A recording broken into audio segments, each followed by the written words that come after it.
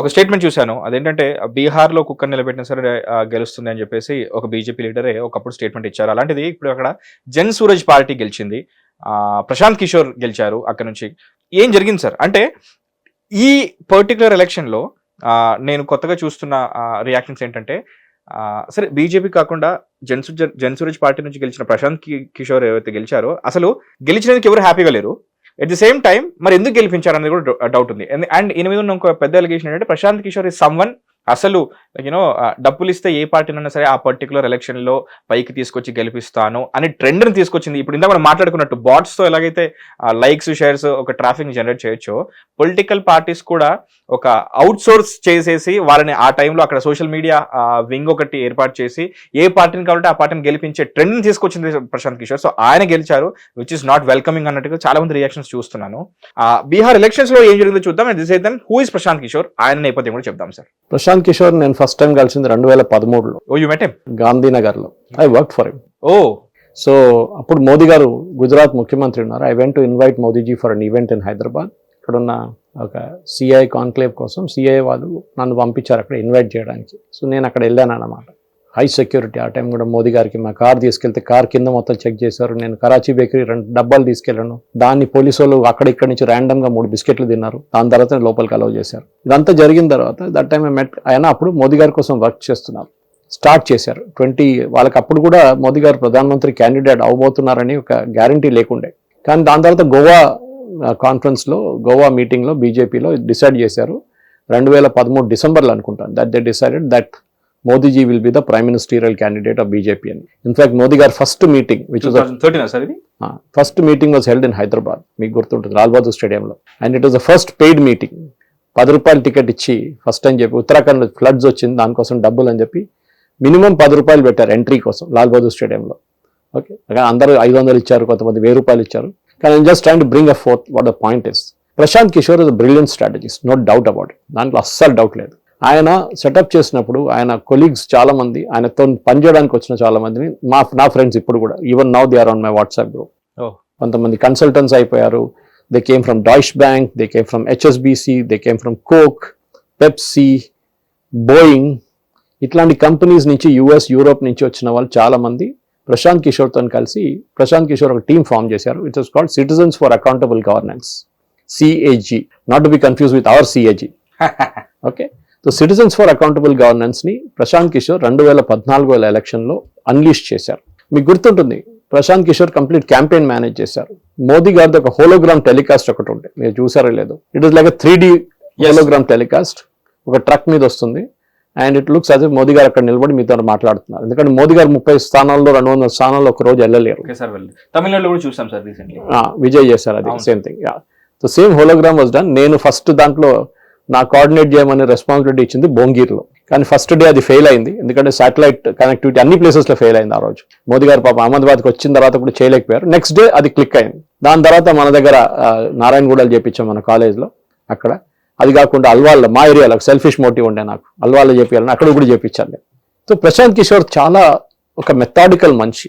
ఆయన మెచ్చుకోవాలి ఆ మాటకి. ఆయన ఫర్ ఎగ్జాంపుల్ ఒక అసెంబ్లీ కాన్స్టిట్యున్సీ తీసుకుంటే మొత్తం ఓటర్ లిస్ట్ తీసి దాన్ని వాళ్ళకి టీం ఉన్నారు, వాళ్ళు అనలైజ్ చేస్తారు.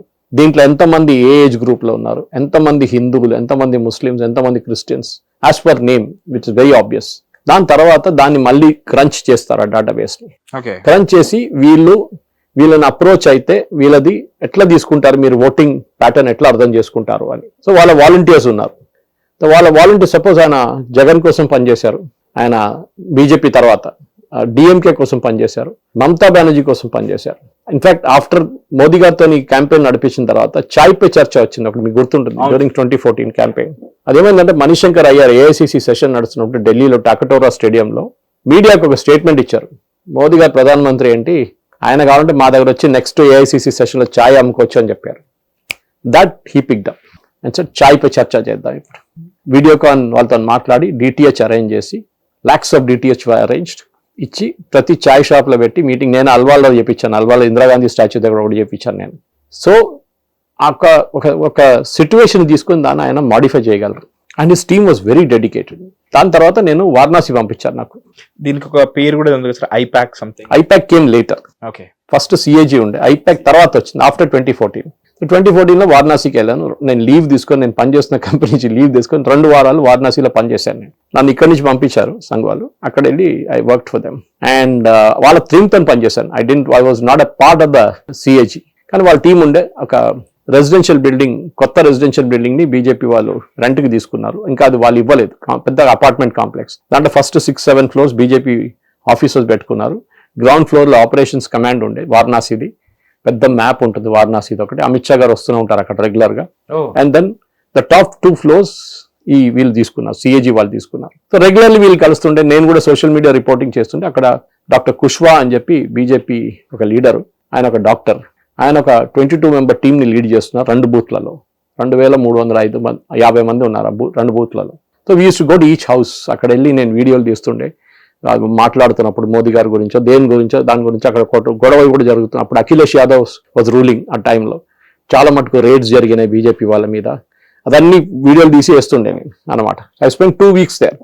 అక్కడే నేను చూశాను వీళ్ళది మెథాడికల్ వర్కింగ్, మైక్రో లెవెల్కి వెళ్ళిపోతారు వీళ్ళు. బీజేపీ కార్యకర్తల దగ్గర ఏం చెప్పారంటే, మీరు ఒకసారి ఇంటికి వెళ్ళిన తర్వాత 3 విజిట్లు చేయాలి. అది వాళ్ళ సంఘ్ వైపు నుంచి ఉన్న ఫిలాసఫీ నుంచి ఉంది. అది దోపర్చీ సిస్టమ్ అంటారు. అంటే ఒక సైడ్ 40-45 ఓటర్లు ఉంటారు. మొత్తం డీటెయిల్స్ మీరు తెలుసుకోవాలి. You should know everything about it. దోపర్చీ సిస్టంలో ఒకరికి ఇస్తారు ఆ రెస్పాన్సిబిలిటీ. అట్లా అందరికి, ఆ బూత్లో ఉన్న ప్రతి వాలంటీర్కి 20 మంది ఉంటే 20 మందికి. సో 20 × 2 pages 80 pages మీరు బై హార్ట్ బట్టి కొట్టుకోవాలి. మీ దగ్గర ఉండాలి. ప్రతి ఓటర్ మీ ఏరియా కదా, మీకు తెలుసుంటారు వాళ్ళు. ఇంటికి వెళ్ళినప్పుడు first time you speak to them, మీకు అర్థమైపోతుంది ఎట్లాంటి వాళ్ళు, వీళ్ళు మోదీకి ఓటేస్తారా లేకుంటే ఇంకా అఖిలేష్కి ఓటేస్తారా, ఏదైనా డౌట్ వస్తుంది. వీళ్ళు ఎంటర్ చేసుకుంటారు డేటా, వెళ్ళి సిస్టమ్లో ఎంటర్ చేస్తారు. నెక్స్ట్ విజిట్లు వెళ్ళేటప్పుడు ఇంకా కొంచెం ఫెమిలియారిటీ వచ్చేస్తుంది. ఇప్పుడు కూడా నేను కూడా చాలా తిరిగాను వెళ్తాను. సమోసాలు, కచోరీలు, లస్సీ తిని లాస్ట్ టైం నేను ఫుడ్ పాయిజనింగ్ అయింది నాకు. నన్ను అంబులెన్స్ తీసుకెళ్లారు ఎయిర్పోర్ట్కి రిటర్న్ హైదరాబాద్కి వచ్చినప్పుడు. అటు కూడా మణిపాల్ ఆఫ్టర్ దాట్. మా కూతురు అక్కడ ఉండే అప్పుడు అడ్మిషన్, ఆమె ఫస్ట్ ఇయర్ ఎగ్జామ్ తర్వాత ఆమె పికప్ చేయడానికి వెళ్ళాము. It was terrible. చాలా బ్యాక్ బ్రేకింగ్ ఉండే వర్క్. నాకు గుర్తు ఇప్పుడు కూడా, మేము పొద్దున 3 గంటలకు అమిత్ షా గారు మీటింగ్ పెడతారు. 3 గంటలకు మీటింగ్ పెట్టిన తర్వాత ఆయన అంటారు, ఠీకే సబ్ 6 బజే మిలేంగే అంటారు. ఏది పొద్దున 3, మళ్ళీ 6 గంటలకు వెళ్ళాలంటే ఏదో పెద్ద బ్రేక్ ఇచ్చినట్టు చెప్తారు ఆయన. 3 అవర్సే ఉంది. అగైన్ హోటల్కి వెళ్ళడం, దాని ముందే ఒక హోటల్ ఉంది, అక్కడ వెళ్ళి రెస్ట్ తీసుకొని స్నానం చేసి మళ్ళీ రావడం పొద్దున. మళ్ళీ అక్కడ బ్రేక్ఫాస్ట్ యూజువలీ కచోరీ, జిలేబీలు ఉంటుంది. సో ఒక లెసన్ ఉండే అక్కడ. I saw micro magic. 3rd విజిట్లో వీళ్ళు స్లిప్స్ తీసుకొని వెళ్తారు. ఇప్పుడు కూడా నా ఫేస్బుక్ లో మీకు కనిపిస్తుంది పాత వారణాసి ఫొటోస్ లో. స్లిప్స్ తీసుకెళ్తారు. మనం ఓటర్ స్లిప్స్ ఇస్తాం కదా ఇంటికి వెళ్ళి, ఇప్పుడు అంతా ఫోన్ లో పంపిస్తున్నారు. వాటర్ స్లిప్స్ తీసుకెళ్ళినప్పుడు వాళ్ళు ఫైనల్ డిసిషన్కి వచ్చేస్తారు. దీంట్లో ఈ బూత్ లో ఉన్న 70% మంది మోదీ గారికి ఓటేస్తారు, 30% మంది 20% మంది అఖిలేష్కి వేస్తారు, 10% కేజ్రీవాల్కి వేస్తారు. అప్పుడు కేజ్రీవాల్ క్యాండిడేట్ దారు. ఇది వాళ్ళ మైక్రో మేనేజింగ్ లో ఉందన్నమాట. సో వాళ్ళు బ్రీఫ్ చేస్తారు, ఈ ఏరియాలో వీక్ ఉన్నారు బీజేపీ, మీరు ఇక్కడ కాన్సన్ట్రేట్ చేయని చెప్పి ఆర్డర్ ఇస్తారు. పోలింగ్ డే రోజు సార్? పోలింగ్ డే కదా, అందుకని ముందే. అందుకే ఆ రోజు మోదీ గారు ఎక్కడెక్కడ మీటింగ్ అడ్రస్ చేయాలి, అమిత్ షా గారు ఎక్కడ అడ్రస్ చేయాలి, అక్కడ బీజేపీ లీడర్స్ ఎక్కడ అడ్రస్ చేయాలి, మీరు ఏ బూత్ లో కాన్సన్ట్రేట్ చేయాలి, ఏ ఏరియాలో కాన్సన్ట్రేట్ చేయాలి, ఇది కంప్లీట్ డీటెయిల్స్ వాళ్ళు అనలైజ్ చేస్తారు. They are very very good at it, దాంట్లో డౌట్ లేదు. దాని తర్వాత ఈ ఆర్గనైజేషన్ లో ప్రాబ్లం ఎక్కడ వచ్చిందంటే, he became very ambitious. Modi గారు ఎలక్షన్ గెలవగానే ఈయన అనుకుంటే అన్న క్యాబినెట్ మినిస్టర్ చేస్తారనుకున్నారు, ప్రశాంత్ కిషోర్. మోదీ గారు సెడ్ నో, మా పార్టీలో 20-30 సంవత్సరాల నుంచి పనిచేసిన వాళ్ళు ఉన్నారు, వాళ్ళకే పదవి ఇవ్వట్లేదు మేము. యూ కేమ్ యెస్టర్డే టెక్నికలీ, అంటే 1 సంవత్సరం 2 సంవత్సరాలు అయింది వచ్చి, సడన్ గా నేను ఎట్లా, నీకు కావాలంటే కన్సల్టెంట్, అది టూరిజం డిపార్ట్మెంట్, ఎడ్యుకేషన్ డిపార్ట్మెంట్, ఇంకే డిపార్ట్మెంట్ ఇచ్చేస్తాం, but I cannot make you the minister, union minister. అక్కడ వీరిద్దరు స్ప్లిట్ అయిపోయారు. And he went his own way. IPAC form చేసుకున్నారు. ఫస్ట్ క్లయింట్ వాజ్ జగన్ని కల్పించారు, డిఎంకేని కల్పించారు, దాన్ని మమతా బెనర్జీ రిలేషన్షిప్ లోనే ఒక ప్రాబ్లం వచ్చిన తర్వాత, మీకు గుర్తుంటుంది, రైడ్ అంతా జరిగింది వాళ్ళ మీద, అప్పుడు స్ప్లిట్ అయిపోయారు. Prateek Sinha was one of the founders, ఆయన సపరేట్ గా ఐపాక్ తీసుకెళ్ళిపోయాడు. And Prashant Kishor started Jan Swaraj party in Bihar. ఇది బిహారీ. సో ఆయనకి ఏంటుండే అంటే, బీహార్లో ఉన్న పాలిటిక్స్ ఇప్పుడు కూడా completely third rate politics, Lalu లాంటి వాళ్ళు ఎలక్షన్ గెలుస్తున్నారు, వాట్ ఈస్ దిస్ ప్లేస్ అని చెప్పేసి ఆయన మార్పు తీసుకోవడానికి తీసుకొచ్చిన party Jan Swaraj party. Clean party, నాకేం కరప్షన్ ఛార్జెస్ లేవు నా మీద, డబ్బులు అయితే అందరు చాలా ఉన్నాయి, ఎందుకంటే you earned a lot of money from Jagan and DMK and even Mamata Banerjee. ఆ రైడ్లోనే మీకు 23 కోట్లు దొరికినాయి ఆ రోజు ఐపాక్ ఆఫీస్ నుంచి. డ్యూరింగ్ బీజేపీకి పనిచేస్తున్నప్పుడు సార్ ఉంటుంటారు, they had huge money. In fact మీరు బిలీవ్ చేయరు, ఫారెన్ కంపెనీస్ వాళ్ళ ఎంప్లాయీస్ని వెళ్ళనిచ్చారు. Some people didn't even resign from the company, just we are taking a long leave, 1 year 2 years leave, and మేము ఇండియాలో వెళ్ళి పనిచేసి వస్తాం మేము. సో వాళ్ళు కూడా అన్నారు, okay, if you're working in Coke, go discover the Indian market, election తర్వాత ఇండియన్ మార్కెట్లో పనిచేయండి మీరు. Lot of them later resign, వాళ్ళు కంపెనీస్లో ఇక్కడ కన్సల్టెంట్స్ అయిపోయారు, కొంతమంది government of India departments consultants అయిపోయారు, చాలా మంది ఇప్పుడు కూడా they are in touch with me even now. So Prashant Kishor life అది అనమాట. కానీ ఆయన ఈ జన్ స్వరాజ్ పార్టీ అనేది క్లిక్ కాలేదు. లాస్ట్ బీహార్ ఎలక్షన్ అంటే ఈ బీహార్ ఎలక్షన్ ఇది బైపోల్, దానికన్నా ముందు రెగ్యులర్ ఎలక్షన్ లో ఒక్క సీట్ కూడా రాలేదు. 238 స్థానాల్లో 238 స్థానాల్లో ఒక్కటి కూడా రాలేదు. కానీ 2 సీట్లలో డిపాజిట్ వచ్చింది, మిగతా అన్ని సీట్ల డిపాజిట్ కూడా గల్లంతాయి.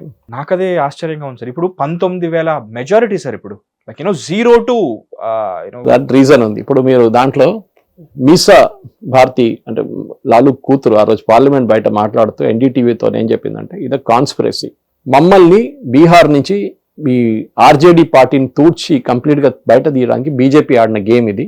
బీజేపీ ప్రశాంత్ కిషోర్కి ఒక ఎంట్రీ ఇచ్చారు. నా ప్రశాంత్ కిషోర్ తో మేము పోరాడాల్సి వస్తుంది. ఆలోచించండి, ఆపోజిషన్ ఓట్ స్ప్లిట్ అయిపోయింది. ఇప్పుడు ముందు 2 పార్టీలు ఉండే, ఓట్లు చీలిక, కాంగ్రెస్ ఉండే, ఆర్జేడీ ఉండే. కానీ స్ప్లిట్ అక్కడ కూడా కాదు, వాళ్ళు ఒక కోalition లో పార్టిసిపేట్ చేస్తున్నారు. ఇప్పుడు ఒక 3వ పార్టీ వచ్చేసారు, BJP, Jan Swaraj and RJD Congress.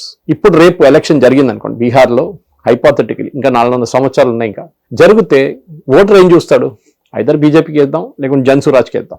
బీజేపీకి వాళ్ళు డెడికేటెడ్ ఓటర్స్ ఉన్నారు. ఈ బాంకీపూర్ అని చెప్పింది వింటే మీరు అనుకుంటారు ఏదో పల్లెటూరు అనుకుంటారు. It's Patna. It is Patna and right in the heart. It's like ఇక్కడ ఉన్న సోమాజీ కూడా అనుకోండి, లేకుంటే హిమాయత్ నగర్, అట్లాంటి కాన్స్టిట్యున్సీ అది. Middle class, upper middle class and caste wise Brahminical, okay, high caste party అది. అక్కడ కషత్స్ వాళ్ళకి కోపం ఉండే బీజేపీ మీద. ఏంటంటే బీజేపీ అక్కడ క్యాస్ట్ పాలిటిక్స్ చాలా ఆడుకున్నారు బీహార్లో. బీసీలు, ఎస్సీ ఎస్టీలు అని చెప్పి టికెట్ వాళ్ళకి ఇచ్చిన తర్వాత బీజేపీ ఆడుకున్నారు గేమ్ అని చెప్పేసి బీజేపీని ఒక లెసన్ నేర్పియాలని చెప్పి అక్కడ ఉన్న ప్రజలు చేసిన ఇది. బీజేపీ కూడా చాలా తప్పులు చేశారు అక్కడ. ఫస్ట్ వాళ్ళకి క్యాండిడేట్ ని నామినేట్ చేశారు, బీ ఫామ్ కూడా ఇచ్చేశారు, ఆయన నామినేషన్ కూడా వేశారు. వేసిన తర్వాత వాళ్ళకి ఎవరికో అప్పుడే మేల్కొచ్చింది దట్ ఈ క్యాండిడేట్ వాళ్ళ ఫాదర్ అంకుల్ ఎవరో, ఈ వాజ్ అ కరప్ట్ మ్యాన్, ఆయన మన లాలూది ఫాడర్ స్కామ్ లో ఇన్వాల్వ్ ఉన్నారు.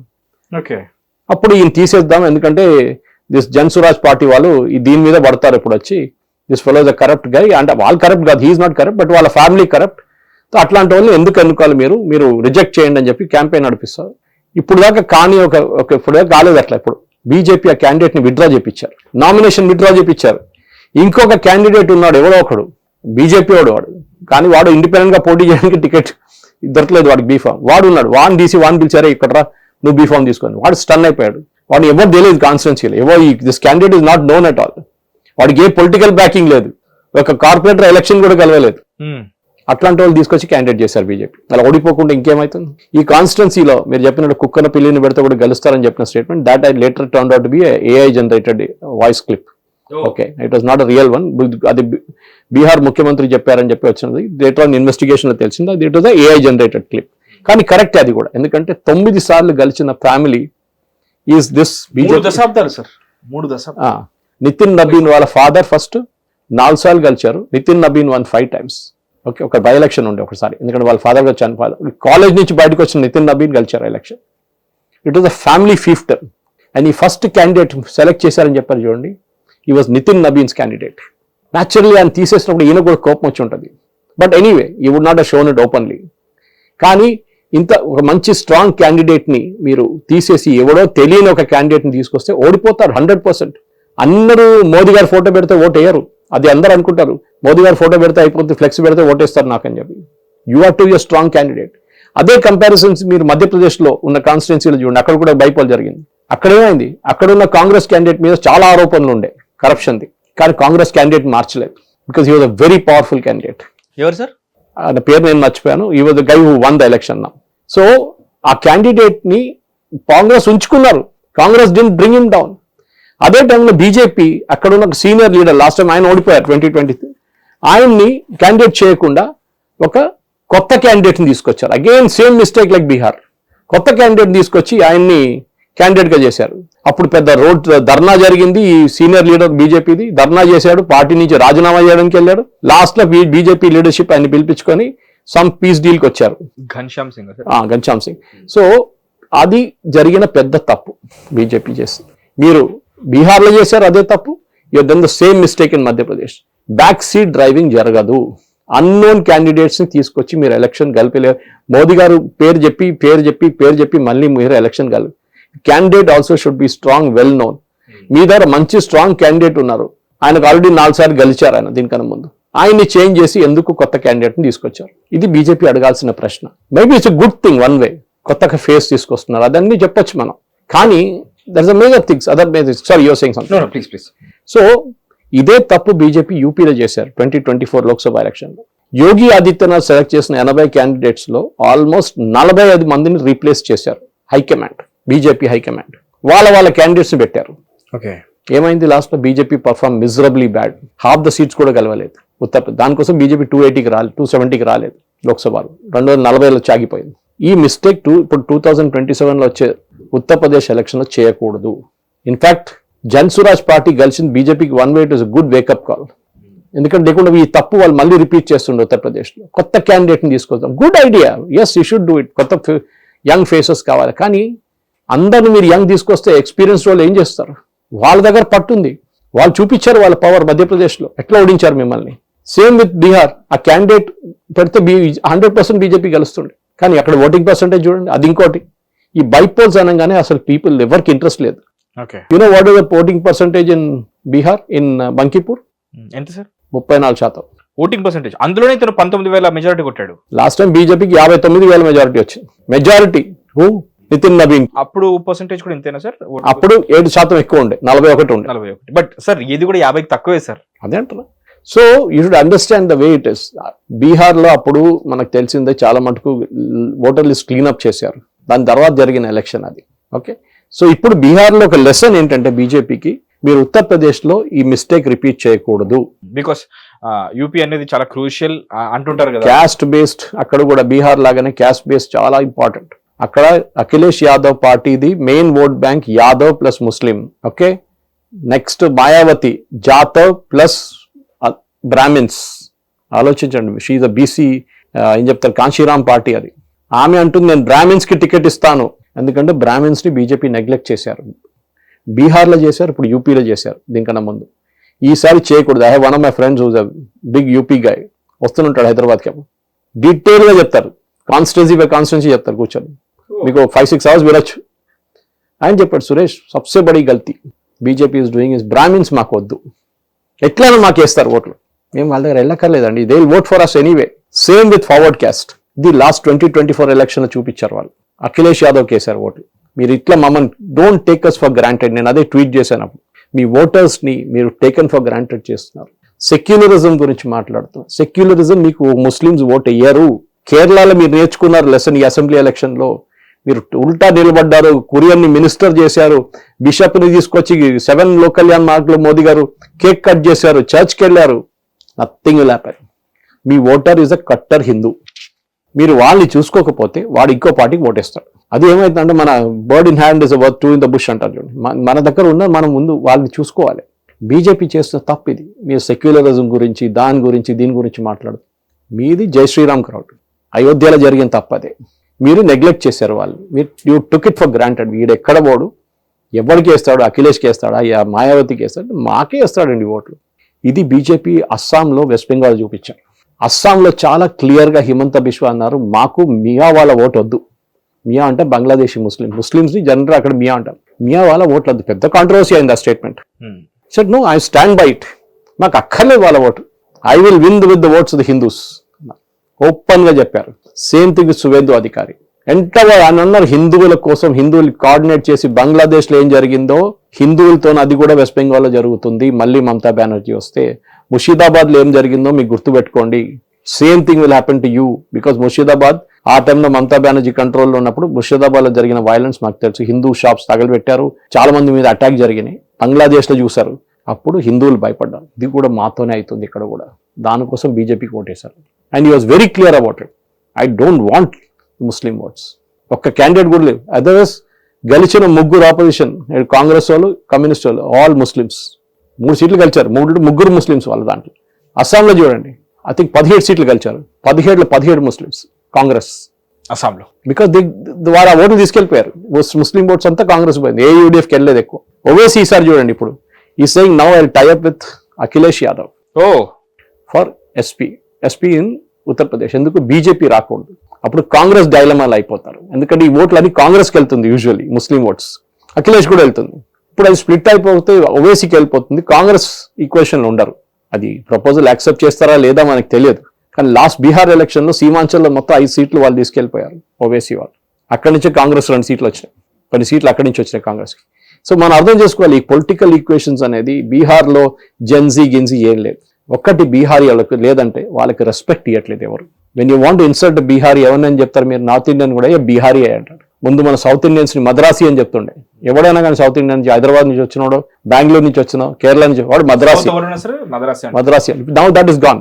కానీ బీహారీని ఇప్పుడు కూడా అట్లనే వాడుకుంటారు. బీహారీ వాడు అన్ఎంప్లాయిడ్ ఫెలో, వాడు వచ్చి ఇక్కడ పనిచేస్తాడు లేబర్గా, కన్స్ట్రక్షన్ సైట్లో, హోటల్లో పనిచేస్తాడు, మెకానిక్గా పనిచేస్తాడు. బీహార్లో వాళ్ళకి కావాల్సింది ఎడ్యుకేషన్, అది వాళ్ళకు ఇన్ని సంవత్సరాల నుంచి రాలేదు. బీహార్ వాళ్ళు అదే అంటున్నారు. మోదీ గారు వెళ్ళి ఏమన్నారు, నేను మీకు డేటా ఇస్తాను, దట్ ఈస్ ఇంటర్నెట్ డేటా, దాంతో మీరు చదువుకోండి. ప్రశాంత్ కిషోర్ ఈసారి 4 నెలల ముందు క్యాంపెయిన్ మొదలు పెట్టారు, 4 months బిఫోర్. ఏ రోజు నితిన్ నబీన్ రాజీనామా చేయబోతున్నారని రూమర్ వచ్చిందో, నేచురల్ ఆయన ప్రెసిడెంట్ అయినప్పుడు రాజీనామా చేయాల్సిందే, బీజేపీ ప్రెసిడెంట్ అయింది. ఆ రోజు నుంచి హీ స్టార్టెడ్ వర్కింగ్. మొహల్లాలు వెళ్ళారు, మీటింగ్ చేశారు, గల్లీ గల్లీ తిరిగారు. బీజేపీ వాళ్ళు క్యాండిడేట్ కూడా డిసైడ్ చేయలేదు లాస్ట్ మినిట్ దాకా. లాస్ట్ మినిట్ నామినేషన్ విత్డ్రా చేసి ఒక రోజు ముందు ఫైనల్ క్యాండిడేట్ డిసైడ్ చేశారు. ఎక్కడ గెలుస్తారు చెప్పండి? మళ్ళీ మోదీ గారు ఫోటో పెడితే గెలుస్తారు? ఎప్పుడు మోదీ గారు ఎందుకండి, మీరు you win on your own strength. ఇక్కడ కూడా అదే చూస్తాం తెలంగాణలో, మోదీ గారు ఫోటో పెడతారు. మోదీ గారి ఫోటో కాదు, you should have the guts to win on your own. మీకు అంత పట్టు ఉండాలి కాన్స్టిట్యున్సీలో. మోదీ గారు ఇస్ ఫ్యాక్టర్, ఎస్, అది మోస్ట్ లోక్సభ ఎలక్షన్ పనికి వస్తుంది మీకు. అసెంబ్లీ ఎలక్షన్లో ఆన్ యువర్ ఓన్, కార్పొరేటర్ ఎలక్షన్లో గల్లీలు, రోడ్లు, డ్రైనేజ్, ఎలక్ట్రిసిటీ ఉంటుంది ఇష్యూస్. ఇది 4 నెలలు ఈ campaign Jan Swaraj party campaign చేశారు. దాని ఇంపాక్ట్ కనిపిస్తుంది మీకు. ఇంటింటికి వెళ్ళి కలిశారు. బీజేపీ వాళ్ళకి క్యాంపెయిన్ చేయడానికి 20 రోజులే ఉండే. ఏం చేస్తారు 20 రోజుల్లో? అక్కడిక్కడ వెళ్ళి చెయ్యి ఊపుతారు, అంతే కదా. They should decided candidate before. నేను ఇక్కడ కూడా ఎప్పుడు కూడా చెప్తుంటాను, జిహెచ్ఎంసీ వస్తుంది, బీజేపీ వాళ్ళు ఇప్పుడు క్యాండిడేట్ అనౌన్స్ చేయకపోతే యు ఆర్ ఫినిష్డ్. ఇందులో short news, live news, entertainment shows, movies, digital magazines తో పాటు మీ జిల్లా వార్తలను కూడా ఫ్రీగా చూడొచ్చు. ఇంకెందుకు ఆలస్యం, వెంటనే హిట్ టీవీ యాప్ ని డౌన్లోడ్ చేసుకుని ఫ్రీగా ఎంటర్టైన్మెంట్ పొందండి. Hit TV app. Hit TV app. Please download hit TV app. Hit TV app ని ఫ్రీగా డౌన్లోడ్ చేసుకొని ఎంజాయ్ చేయండి. మీకు నచ్చిన ఎంటర్టైన్మెంట్ కోసం హిట్ టీవీ యాప్ ని ఫ్రీగా డౌన్లోడ్ చేసుకుని ఎంజాయ్ చేయండి. హిట్ టీవీ యాప్ ని డౌన్లోడ్ చేసుకుని ఆస్వాదించండి, ఆశీర్వదించండి. ఇంతమంది సెలబ్రిటీలు హిట్ టీవీ యాప్ ని డౌన్లోడ్ చేసుకోండి అని చెప్తున్నారంటే ఎంత మంచి యాప్ ఆలోచించండి. అమెరికా అమెరికా అమెరికా అమెరికాలో చదవాలనుకునే వాళ్ళకి విశ్వసనీయమైన పేరు మన శౌర్య కన్సల్టెన్సీ. UK లో 1 year masters, UK లో 1 year masters, 2 years work permit up to 5 years visa. Contact Saurya Consultancy. Contact 89851 89851.